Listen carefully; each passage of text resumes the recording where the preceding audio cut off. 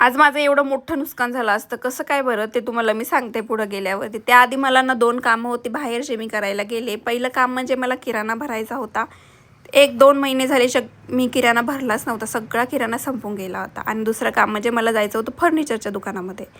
मला पाहायचं होतं थोडंसं फर्निचर, पण तिथं काय आहे ना, दिसायला एवढ्या वस्तू सुंदर दिसत होत्या, पण ह्याचं लाकूड आहे ना वेगळं असतं, ते लगेच खराब होऊन जातं. आणि मला प्लायमधून पाहिजे होतं, ते बनवून देत होते, पण त्याची रेट जरा त्यांनी जास्त सांगितली होती. ती काय आम्हाला पटली नाही, म्हणून मी सगळं बघत होते.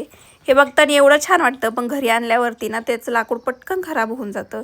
मग ते असं होतं की धड ते ठेवता पण येत नाही आणि फेकून पण देता येत नाही. त्या दोन्हीच्या मधली कंडिशन होती त्याची.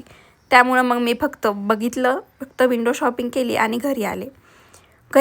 सामान घेऊन घरी आले. घरी आल्यानंतर मला भाजी बनवायची होती.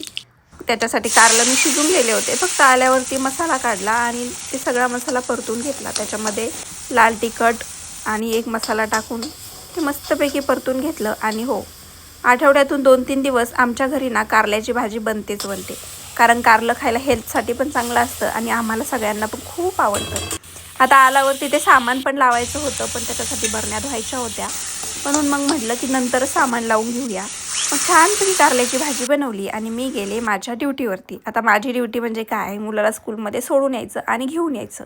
आता तिथं गेल्यावर पण 15-20 मिनिटं टाईमपास होतो.